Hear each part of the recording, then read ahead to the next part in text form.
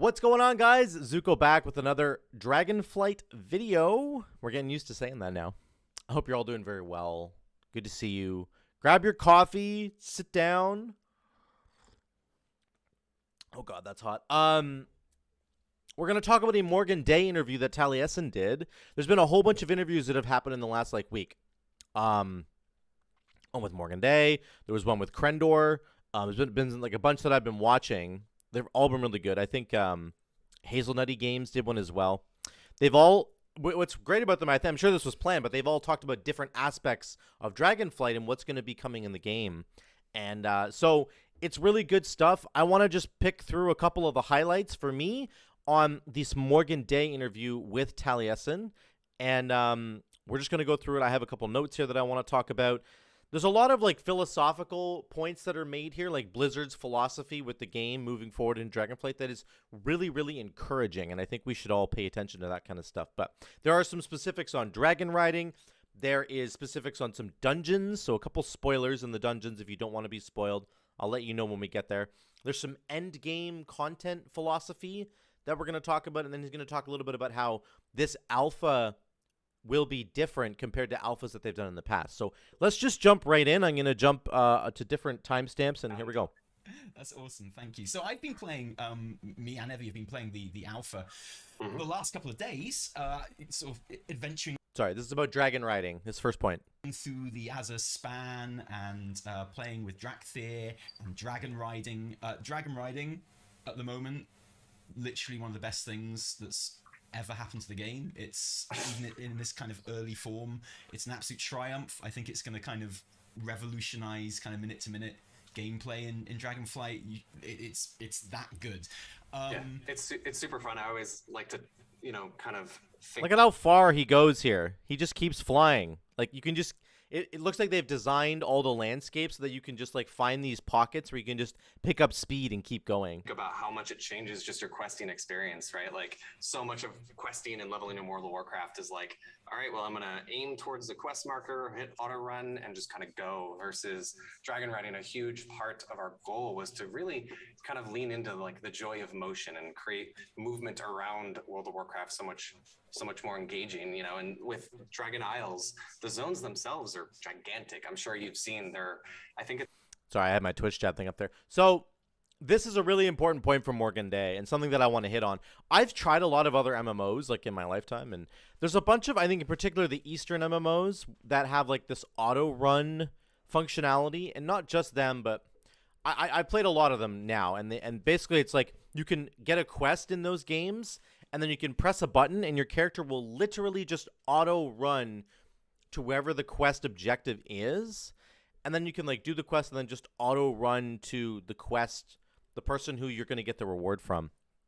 This idea of automating MMOs where you just press one button and your character it's you're not really even playing the game anymore. You're sort of playing a phone game. That's honestly what it feels like, where a huge amount of the experience of the game is just automated and you don't really even get to participate. It's just the game's doing it for you.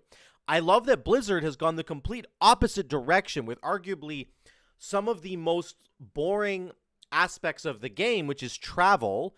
And in traditional WoW expansions, we've walked everywhere for the first, 6 months of an expansion, and then you unlock flying.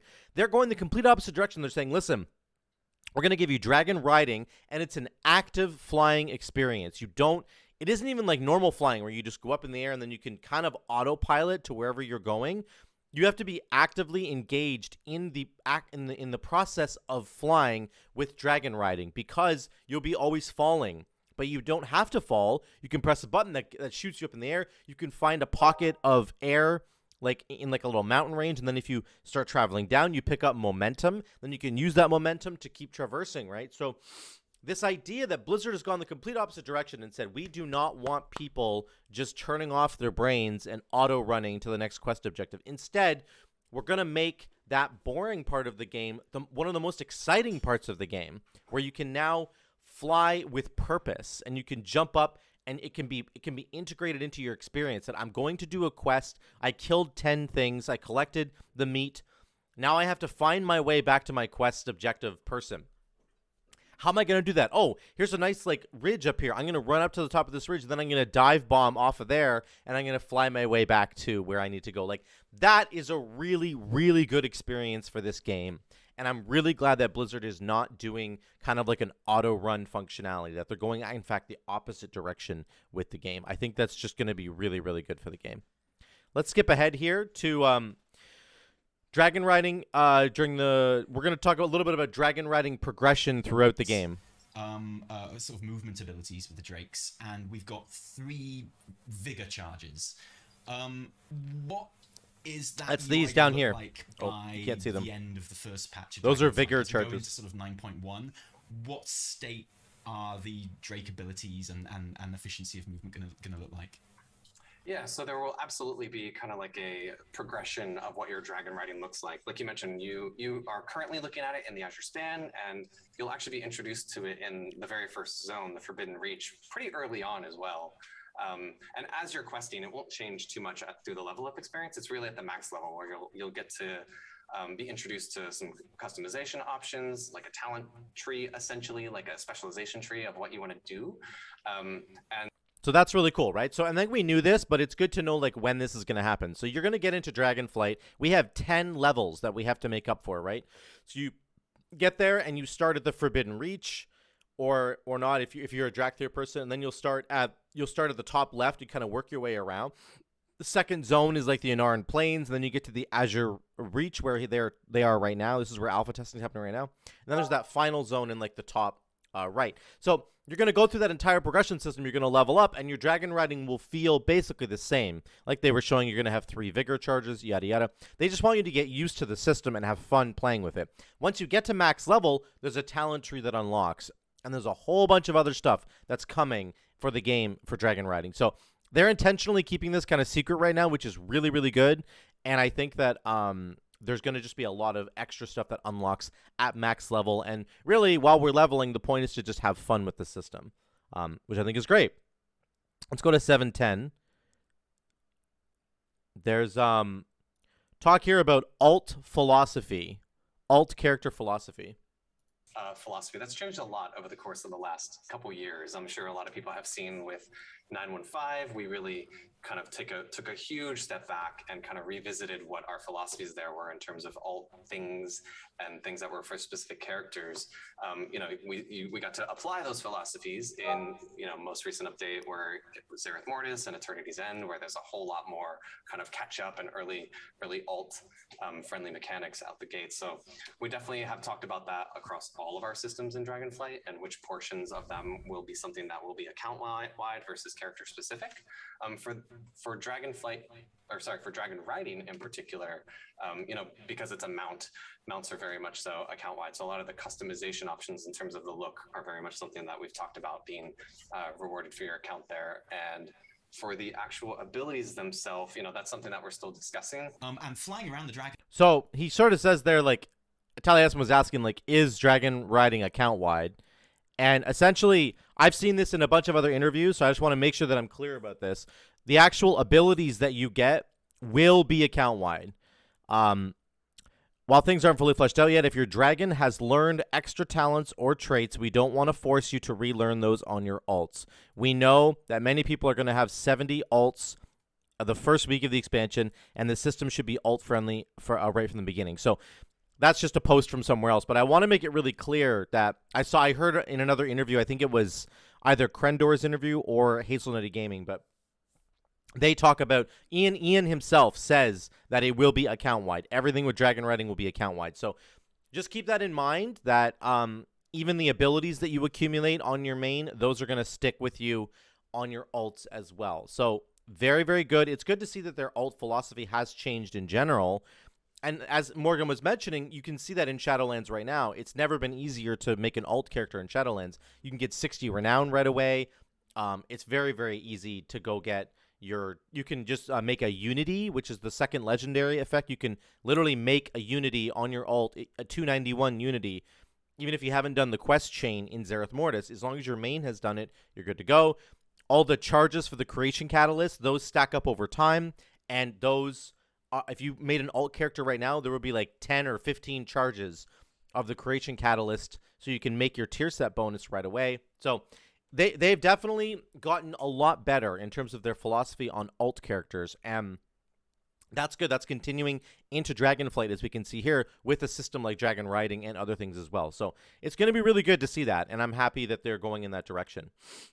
12, there's a couple dungeon spoilers here. I will say right out of the gate, spoilers.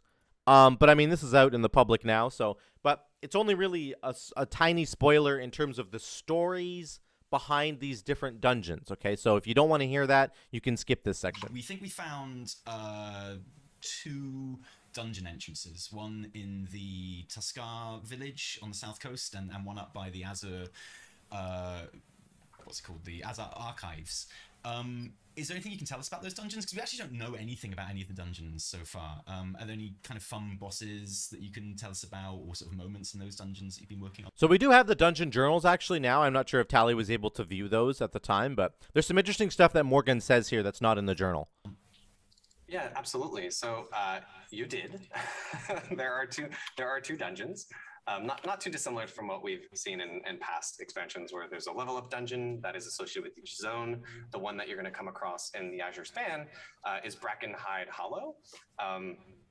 That's the Tuskar one. Spoilery. I don't know how much you're going to talk about with the zones and the questing through it, but you know, the gnolls have come across this decay magic, and they're really kind of leveraging that as a weapon against our allies, and that's one of the things that we're really going to dig into in the zone.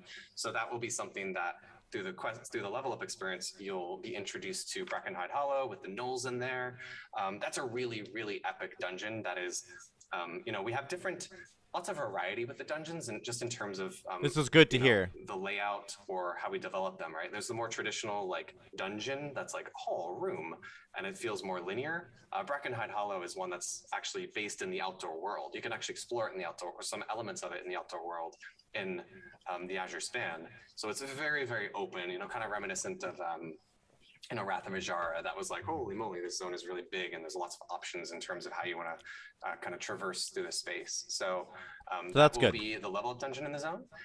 And then Level up the dungeon. second dungeon that you kind of stumbled upon is the Azure Vaults, which, like you saw in the zone through the questing, you meet the blue dragons and Calicos, and you're learning a lot about what's going on there. And the Azure Vaults are a part of this zone.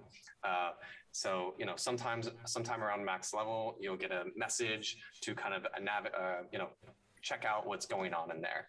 So that will be a max level zone, or max level dungeon rather, that you open up later. Yeah, so interesting to hear that, right? So you've got 2 different themes there. There's like a sort of very Caligos mage thing going on in the Azure Vaults, and then you've got the more natural kind of hollow dungeon that sounds like it's going to be completely wide open, which is really, really cool. And it means that there's going to be variety. So the Azure Vaults one might be a more linear experience in terms of the dungeon, but they understand now that everything has to be made with Mythic Plus in mind. If you think back to like the WoD dungeons, especially like even the 2 WoD dungeons that we picked as a community for Season 4 in Shadowlands, they're very linear. The Iron Docks and Grimrail Depot are both very linear, so they weren't really made with Mythic Plus in mind. But this dungeon, like this hollow one, it sounds really, really cool. Brackenhide Hollow, sorry. It sounds like it's really wide open, kind of like a Halls of Atonement or like Gambit, right? That you could just go and tackle whichever side of the dungeon you want, whichever your strategy is based on, and progress forward from there. So good to hear that they have different dungeon variety moving forward into Dragonflight, because it's going to encourage different classes and specs to be able to jump in there. So very good there. 1620. This is actually really important, I think. This is about will Blizzard continue to hide big story spoilers or raid bosses like we saw in Zereth Mortis and Sepulchre? Appetite for that in the team? Yeah, I mean, this is one of those really interesting aspects of working on a live game, right? Like, how many other games do you play just on your weekend or whenever, where you go into it and like, oh, people have been playing this for months, and there's Wikipedia pages where it's all out there, and there's plenty of guides, and it's all kind of solved by the time the game actually launches. So that's absolutely something that we've talked a lot about in terms of the mystery and how we want to approach not just development on World of Warcraft, but this alpha in particular. So you might have noticed there was a recent update with 925 where there was a few surprises in it, right? Yeah. There was an entire quest line that people had no idea was going to be there with Lordaeron and Kalia. This was the undead Kalia Menethil questline that nobody knew was going to be there, and then it was there, and then it was really cool because it had big implications on how the undead were going to work and what was going to happen with Kalia and you know, the new allied introduction races, of some even character customizations like with the Dark Ranger. So that's absolutely something that we've been building towards, and you know, that you got to see and experience in 925, and we're really looking to expand upon that as we move into the future. So that's really, really good. So I think that like there's a couple of examples here. Number one was the even like the some of the Sylvanas questline stuff. We didn't really we did get some spoilers on that, but really when we played the game is when you got to experience it. This Kalia Menethil stuff with the undead, you didn't understand what was going to happen there until you actually played it, and it was really, really good.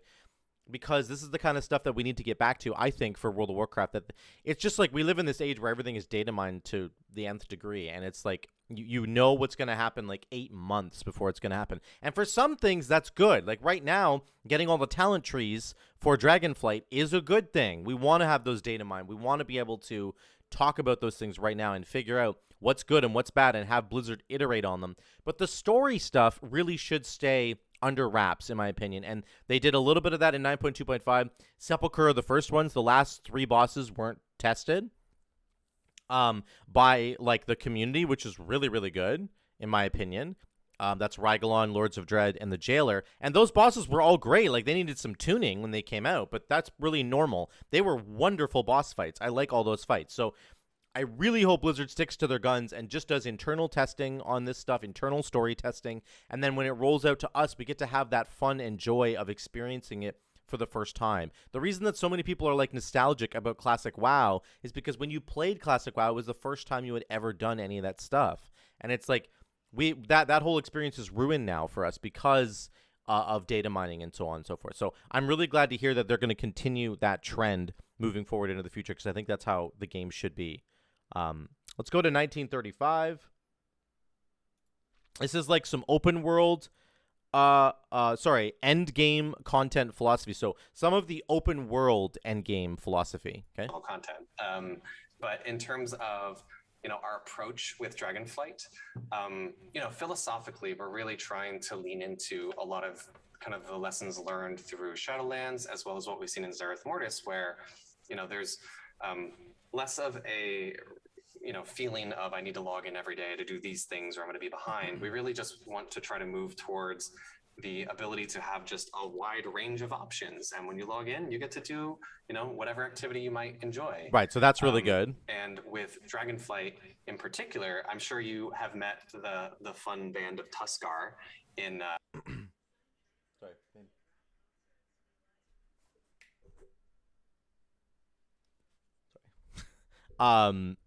Sorry guys, hold on one second. So in every have met the fun band of Tuskar. Let me just back up here a second. In particular, whatever activity you might enjoy. Yeah, so the open world stuff is really important. With Dragonflight in particular, I'm sure you have met the fun band of Tuskar in Azure Span. So in every zone, there's going to be a faction or a group like this the is good. Tuskar that you meet in Azure Span, where they're kind of one of our like major factions, I guess you could call it, and there will be kind of unique rewards that we're actually going to be displaying in a different way. We're actually planning to lean into, you know, with the Covenants, there was that Renown track. So this is really cool. So basically, this idea that you don't have to log in every day is really important because there's some people who can't play every day. Some people can't play until the weekend. And then it's like if they missed a login like bonus for not logging in every day, really, really good. Again, this was like the Diablo Immortal problem where you have to log in every day to get those like login rewards, and it feels bad if you can't. And there's a lot of other things that are wrong with Diablo Immortal. But it's good to see that Diablo Immortal stuff didn't transfer over to WoW, which some people were scared of. They're basically saying you don't have to log in every day for this is the open world endgame kind of content. And what he's also saying is that there will be rewards based on the factions of each zone. So like in the Azure Span, for example, the Tuskar are the big faction there, and they are going to reward you. There's like a renown level that you're going to build with them, but it's not tied to a Covenant ability or player power. It's just tied to your reputation, essentially, with the Tuskar. You build up that renown with them, and then you're going to get Tuskar-related rewards. Where you could really see the rewards that you're going to get as you progress. So, leaning into the visibility of those rewards, but using our kind of end game content philosophies with allowing you to say like, okay, do I want to go work on the Tuskar and maybe get some cool fishing rewards? Do I want to go to the Inaran Plains and do some questing with the centaurs over there to get some other different rewards there? And also trying to lean into the different fantasy of those groups and what activities you might be doing at max level. What a Tuskar activity is going to be for the day might feel very different than the centaurs in the Inaran Plains, who might want to start a big hunt that's like a big public quest that might happen in that zone, or a public event. So again, that's super, super cool. The whole point there is to simply say, like, you can go to any one of these zones and find a faction that you really enjoy and like get really big renown with those factions. Certainly you could get renown over the course of the expansion. You'll get renown with all of them probably, but like Krendor in his video was like, can I just go fishing with the Tuskar like for the rest of my life? And Ian was like, yeah, and there's like really good rewards in fishing for doing so. So that's really, really good to see, and that's basically how they've taken the Covenant renown system from Shadowlands and moved it over to Dragonflight. There's no player power there. It's just that it's like that's your reputation with each group, and that's the end game for outdoor world content, is that you can continue to build up your rep with these different factions by doing whatever quests they might ask for. For the Tuskar, it's probably like a bunch of fishing quests. For the Centaur, it's probably like a bunch of hunting quests. Like, you can see how there's like different, that might appeal to different players, and I think that's really, really cool. So, last thing here, let's go to how the alpha is going to be rolled out, and that kind of philosophy, because that's been important to see as well. Let me just jump to here. Like we mentioned, this alpha is going to be a lot different than our previous alphas. I know there's a lot of comparisons right now to like, oh, well, this alpha came out here and Dragonflight came out here and this is what they have. But the pace of how we're rolling things out is going to be very different, as well as kind of the philosophy there, where we'll introduce, new content for short period of time, and almost more like raid testing, where we put a boss up for testing and then we take it down, using that kind of same approach here, where things are happening more quickly, and then we're really making sure to stay focused on specific elements of the alpha. So you'll definitely see more of these professions that kind of spin up. Jewel crafting in particular, like we mentioned, there's a lot of just high level changes This is cool. that add a lot of depth, like the specialization of your profession. But with jewel crafting, there's a lot of fun hooks there. Obviously, there's still a lot of depth with gem variety, optional reagents, but also something that we're playing with is like leaning into almost like the old idea of like a meta gem, like a gem that has a unique kind of effect or proc. That's pretty based cool. on what else might be in your gear. So there's a lot of fun. That's super cool. So he's basically saying like one of them maybe like late game or really deep into the jewel crafting progression. If you're going to become a jewel crafter, you can make like a meta gem that will change based on what you're wearing in your gear. So I think like important to understand, Blizzard is intent on professions becoming the fourth pillar of character progression in WoW. There's Mythic Plus, PvP, and raiding. That's where you get the bulk of your gear from this game, and they're creating a fourth pillar there. Professions has been there, but it's been like 0.5 or like 0.3 of a pillar. Now it's really going to be a full-blown pillar all on its own, so that if you wanted to go, if you only enjoyed doing the outdoor zone, let's say you're like an outdoor zone player, you could just chill, run around the outdoor zone, fly around the outdoor zone with dragon riding, have a blast building up your renown with these different reputations on different factions. And then on top of that, you want to get some gear in your character while you invest into professions, sorry. And then you can progress a profession like really, really deep if you want to go get that jewel crafting thing, or if you're a plate wearer and you want to make blacksmithing plate stuff, then you can do that as well, and then you can really progress deep into that system, and it becomes a legitimate source of gear, just like Mythic Plus and raiding and PvP. So very good to hear that, because professions are awesome. I can't say that word. Professions are awesome. It's just that like they fall off partway through an expansion, usually earlier than not. And it's like you don't want them to fall off. You want them to stay relevant, and they will in Dragonflight. So There's a whole bunch. That's it, guys. There's a whole bunch of really good stuff in here. Dragon riding is better than auto running in the game. Like it's just so much better. Once you hit like max level, there's a really in-depth tree for dragon riding that's going to continue to expand the possibilities of your mount. Blizzard's ult philosophy has changed, and you saw that right now in Shadowlands with the ability to make your ult characters, you know, get them leveled up and geared up very, very quickly, which is really cool. They're going to continue that in Dragonflight. There's some awesome dungeons, 2 of the, like, 8 dungeons that are going to be in the game in Azure Span. He talked about them, some of the stories behind that, and that some of the dungeons are linear, but some of them are just wide open, like Gambit, you know, or Halls of Atonement, where you can just pick and choose whichever route you want to take depending on which week it is for Mythic Plus. Blizzard is intent on continuing to hide some of the stories, hiding them from alpha and beta and not letting us even engage with them until we get into the game in the live version, which is very, very good. Same with maybe some of the raid bosses. I'm fingers crossed. I'm hoping that they maybe hide some of the testing on the final raid bosses in each raid, because it's more fun to just experience yourself and that idea, that mystery in the game, being able to go and like discover something in World of Warcraft is such an amazing, amazing feeling, and I hope they continue that. On top of that, the end game content for the outdoor zone, as we just talked about, you know, it's going to be tied to your renown / reputation level with each faction in each zone. You got the Tuskar in the Azure Span. You got the Centaurs in the Yanaran Plains. They're going to have different activities for you to do. You're going to, if you want to go fishing for the rest of your life with Krendor in the Azure Span, you can do that. If you want to go on a big hunt with the Centaur, you can go do that as well. So there will be different activities to do. There will be different like cosmetic rewards tied to these different factions that are going to make sense with whatever activities you're doing. That is an awesome system for late game outdoor content for me to just continue progressing through.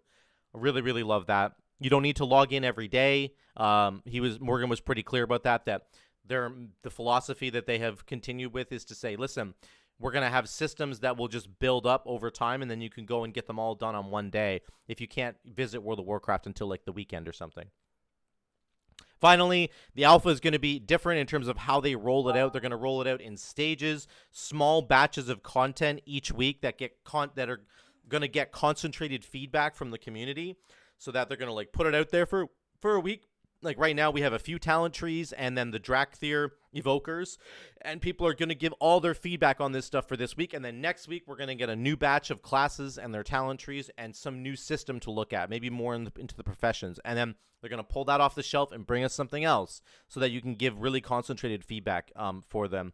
He talked about jewel crafting might have a meta gem that provides additional bonuses depending on what kind of gear you're wearing. Very, very cool to hear stuff like that. So finally, Blizzard is intent on professions being the 4th pillar of progression in the game, and that's also exciting. So let me know what you guys think in the comments down below.